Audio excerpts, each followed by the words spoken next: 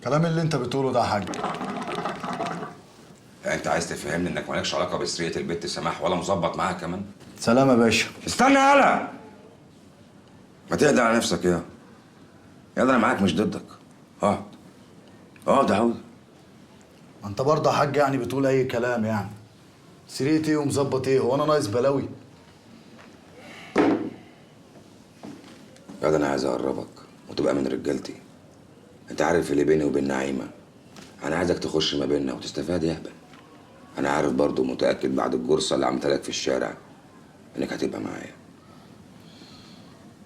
طب اللي انت عارفه صح. سماح ونعيمه سرقوا الست دي، وبعدين الولاد وقعت على فلوس انقح من اللي قبليها، عماله تبعزق فيها يمين وشمال. جابتها منين؟ ايه الحوار؟ اكيد في مصلحه جديده. المره اللي فاتت عرفت تفلت ما عرفناش نجيبها، المره دي عايزين نجيبها. الوحيده اللي عارفه سرها سماح، اللي هي البت بتاعتك. لا يا باشا، اللي كانت بتاعتي، اللي بيني وبين سماح خلاص مات واتدفن. ما ينفعش يدفن يا حمود، لازم يرجع ويرجع احسن من الاول كمان. الست لما بتتشعلق براجل مهما يعمل فيها بتلين.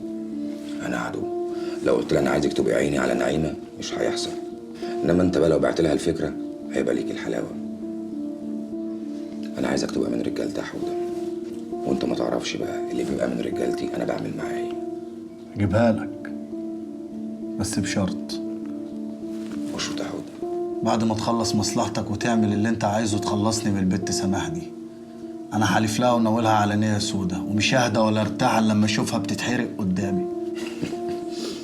بس كده، متشغلش بالك. هاتهالي انت بس، هاتهالي.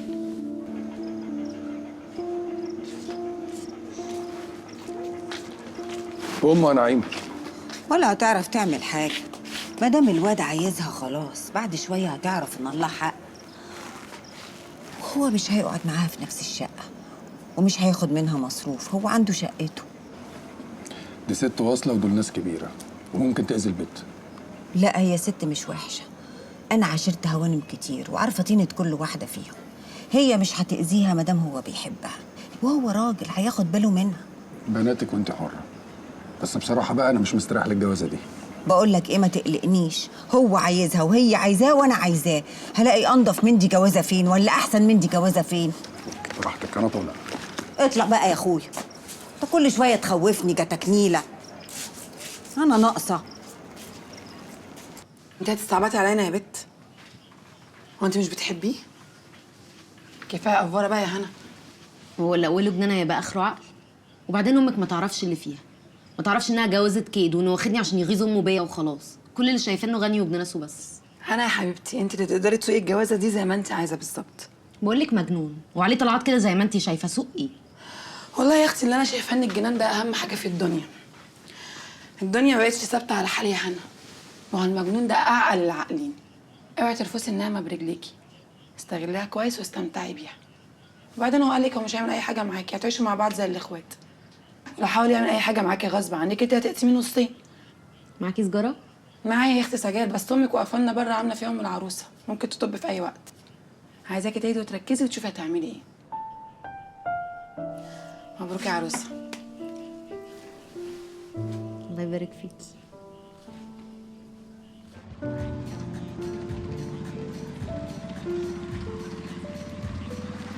ايوه يا اخويا، ايوه هنا يا اخويا.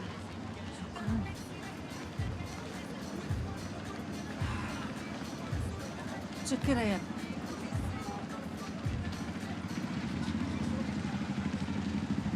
الحمد لله على السلامة يا ام كمان. الله يسلمك يا ليكي وحشة والله. تعيش. ألف حمد لله على سلامتك. الله يسلمك. الله يخليك يا حبيبتي.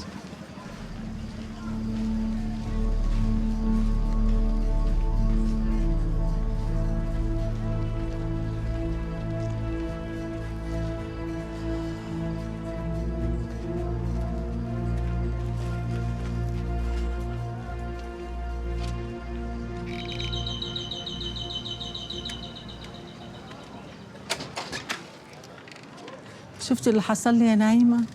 يا اختي رجعتي بيتك ومطرحك. خشي يا اختي، عندي خبر حلو عشانك يا وش الخير. البنت هنا جالها عريس. مبروك، ألف مبروك.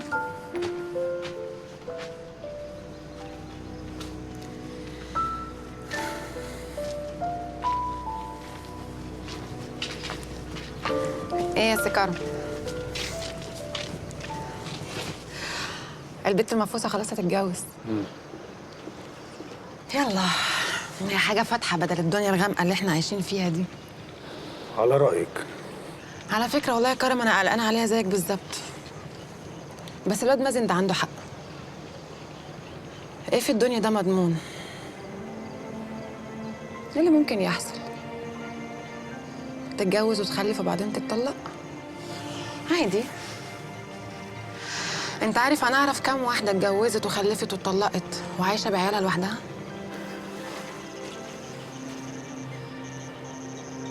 وانت يا منى؟ انا ايه؟ عمرك حبيتي؟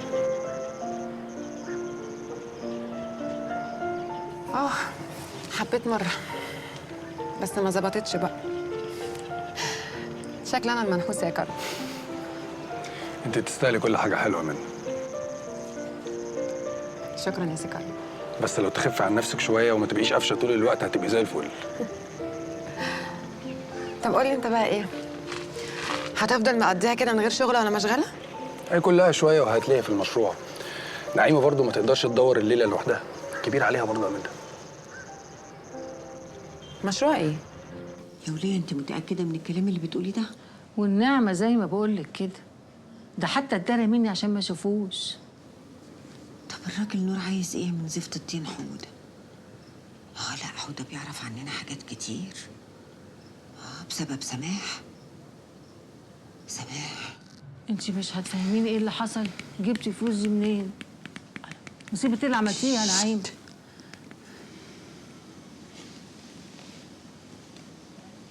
ايوه يا بت، بكره من النجمه تكوني عندي، تلبدي عندي في البيت وتسيبي المكان اللي انت بتخدمي فيه. انا هتصرف معاهم، فاهمه يا بت؟ سلام. مطعم ايه اللي انت عايزه تعمليه ده يا ماما؟ مين اللي قالك يا بت؟ يعني احنا مش مستحملين يوم طبخ من اللي انت بتعمله لنا كل كام يوم؟ عايزه تعيشي لنا حياتنا كلها طبيخ؟ كرم طبعا هو اللي قالك ما تجيبيش سيره المشروع ده قدام حد عشان مش هيتم يا اختي. يعني انت برضو مصممه تعملي اللي انت عايزاه وكاننا مش موجودين. طب قولي لي بقى هتجيبي فلوس المطعم ده منين؟ وانت مالك انت؟ مش طول عمرك عايزه تقبي لفوق؟ اديني بعمل لك مشروع يا اختي. في ايه؟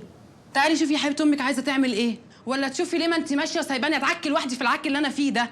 بقول لك ايه، لا عايزه اشوف وشكم انتوا الاثنين ولا اسمع صوتكم. يلا هوني.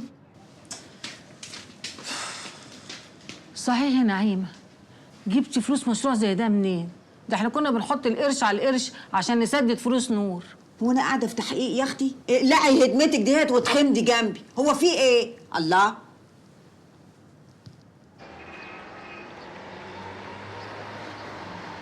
بقى يومين عايزه اكل مش عارفه اكل. جرى ايه؟ ما تهدي، امال في ايه مالك؟ اهدى عليا يا حبيبتي. الكلام ده ما كانش بيحصل قبل كده، كان باب مكتبه مفتوح لي 24 ساعه. دلوقتي بقى لازم اخد الاذن منك عشان ادخله ولا ما ادخلهوش؟ في الاخر يطلع لي طول اليوم ويطنشني. على فكره يا حبيبتي صوتك عمال يعلى. لا يا شيخه. والله. طب ايه رايك بقى ان انا هدخل يا ست نوى واللي يحصل يحصل؟ يا بنتي تعالي، انا عايزه مصلحتك. انتي حره.